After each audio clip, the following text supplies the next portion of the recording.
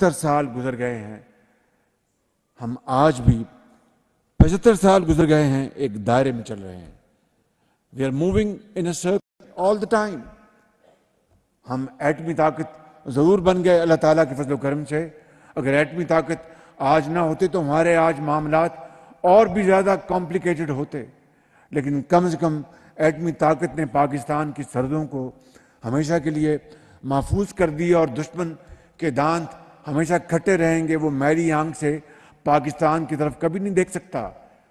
مگر باقی میدانوں میں کیا ہوا؟ یعنی وہ جو چونٹی برابر ممالک تھے وہ ہم سے کہیں آگے نکل گئے، جن کو ہم کبھی کسی زمانے میں ہم پایا حقارت سے دیکھتے تھے یا یہ سمجھتے تھے کہ یہ کیا ہیں، آج وہ کہیں ہم سے آگے چلے گئے معاشی دور میں، سماجی دور میں. اور ہم آج 75 سال بعد آج کشکول لے کے پھر رہے ہیں. میں آپ کو ایمانداری سے کہتا ہوں کہ اب سردیاں آنے والی ہیں، یعنی گیس جو کہ صنعت نے بھی استعمال کرنی ہے، ایکسپورٹرز نے بھی استعمال کرنی ہے، چولہے بھی جلنے ہیں، ہیٹرز بھی جلانے ہیں.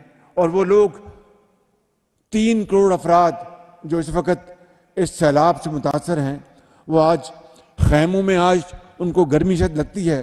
ابھی 15 دن بعد جب موسم بدلے گا تو کمبل پہن کے بھی وہ سردی سے ٹھٹر رہے ہوں گے. میرے عظیم بزرگوں، بھائیوں، نوجوانوں اور بہنوں، یہ ہیں وہ سوالات جو پوری قوم مجھ سے پوچھتی ہے، کابینہ سے پوچھتی ہے، اور صاحب اقتدار سے اور صاحب حیثیت سے، کہ کیا وجہ ہے کہ وہ ممالک حضرت قائد کا خواب تو آج بھی ہنوز شرمندہ تعبیر نہیں ہوا، اور آج بھی ہم اس ملک کے اندر غربت کے خلاف جنگ لڑ رہے ہیں، بے روزگاری کے خلاف جنگ لڑ رہے ہیں. لیکن وہ ممالک جن کے ساتھ ہماری ایک کمپٹیشن تھا، میں نام لے کے کہتا ہوں، ہندوستان ایک زمانے میں اگر لوہے کے میدان میں ہم سے آگے تھا تو ہم ٹیکسٹائل میں اس سے ہندوستان سے کہیں آگے تھے. ہندوستان کا اس زمانے میں روپیہ، اس کی قدر پاکستان کے روپے کے مقابلے میں کم تھی.